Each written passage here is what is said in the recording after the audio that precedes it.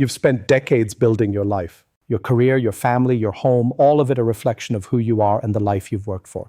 Now, retirement is approaching. And here's the thing. Most advice you hear about retirement focuses on what to buy or how much to save. But in all my years helping people transition into retirement, I've learned a secret. The fastest way to improve your retirement isn't always about accumulating more. It's about letting go. Think about it for a second. You've spent years collecting things that made sense when you were working, raising kids, and building a future. But what if some of those things are quietly holding you back from the retirement you've been dreaming of? Let's start with the first and often the biggest thing retirees let go of, the oversized house. It may have been perfect for a family of 4, 5, or even 6, but now the kids are grown, the rooms are empty, and the maintenance, it's a burden. Cleaning, repairs, utilities, they all add up. One couple I worked with realized this. They loved their location, loved their neighborhood, but hated the heavy responsibilities that came with a large home. So they made a bold choice. They sold their big family house, bought a smaller condo in the same neighborhood for summer months, and spent winters in a warmer climate. The results were transformative. $200,000 in freed equity, $15,000 saved annually on maintenance and utilities, and a level of freedom they hadn't felt in years. Downsizing isn't about giving up comfort, it's about gaining freedom. It's about making your life easier, simpler, and giving yourself more time and resources to focus on what really matters. And the beautiful part, you still keep the lifestyle and the location you love.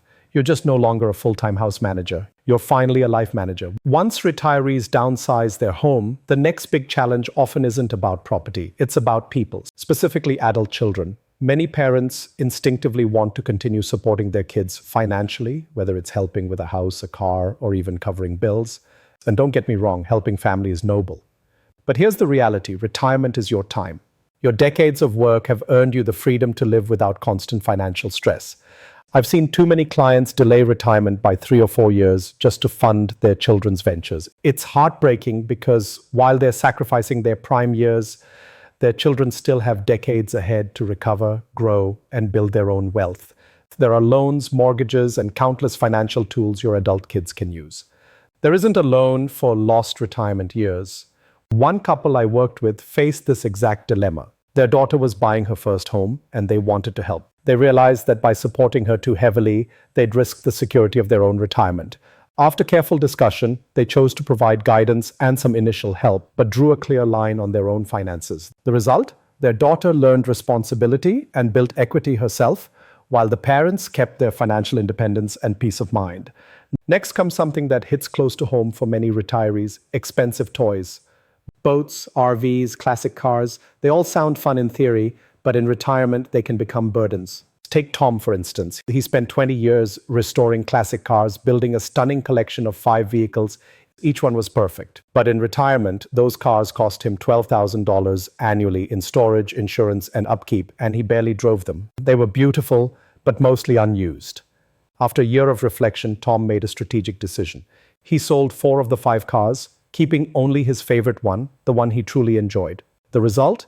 He freed up $180,000 in capital, cut $9,000 in yearly expenses, and still got to enjoy the joy of driving and showing his favorite car. By letting go of the items that no longer served him, Tom transformed his retirement from stressful upkeep into genuine enjoyment.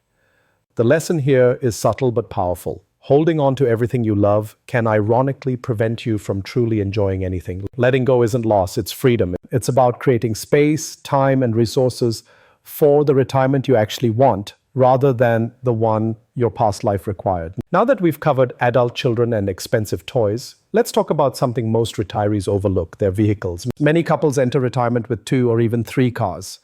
During their working years, that made sense. Commutes, school runs, weekend errands, it all added up. But in retirement, commuting is minimal, and some vehicles simply sit idle, draining money and energy. I worked with a retired couple who decided to test life with just 1 car for 2 months. They expected it to be a hassle, but the opposite happened. They realized managing just 1 vehicle was easier, simpler, and actually more freeing. When they sold the second car, they eliminated insurance, maintenance, registration costs, and opened up extra funds for travel and hobbies. Sometimes fewer things mean more freedom and more financial room to truly enjoy retirement. The last and perhaps the hardest thing to let go of isn't physical. It's your work identity. Many retirees struggle with leaving behind the titles and roles that define them for decades. Dr. Michael Miller, a surgeon I worked with, faced this exact struggle. For 30 years, he was Dr. Miller, a title that commanded respect, purpose, and identity. But after retirement, he felt lost without it. Instead of clinging to that title, he explored what life meant without the doctors attached. He started volunteering, mentoring young doctors, rediscovered hobbies like woodworking, and embraced his role as Grandpa Michael. He didn't lose purpose, he simply transformed it. Letting go of your work identity is crucial. Your job was never who you truly were, it was what you did. Retirement is your chance to explore the person you've been beneath the professional role and to finally prioritize your own joy and fulfillment. This brings us to a simple 3-step framework for deciding what to sell or let go of in retirement. Does it serve your new life? Ask yourself, does this item, habit, or financial obligation contribute to the lifestyle I want now? Or is it tied to my past identity? What does it cost you? Look beyond the price tag. Factor in maintenance, insurance, storage, energy, stress, and opportunity cost. What could that money or time create if freed up? What becomes possible if I let it go? Shift your thinking from scarcity to abundance. Selling or letting go isn't a loss, it's an opportunity. What experiences, adventures, or peace of mind could open up if you simplified this part of your life? Here's a practical tip. Try the 90-day test. Live as if the item or obligation is already gone. Experience life without it for 60, 90 days. Does it create discomfort or do you feel relief? That experiment alone often makes the decision clear. By applying these steps, retirees can strategically free up resources, reduce stress, and create room for the experiences that truly matter.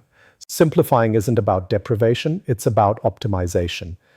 Now that we've walked through the 5 things to sell or let go of, oversized homes, financial support for adult children, expensive toys, extra vehicles, and your work identity, the final step is about embracing the freedom this creates. Retirement isn't about losing things.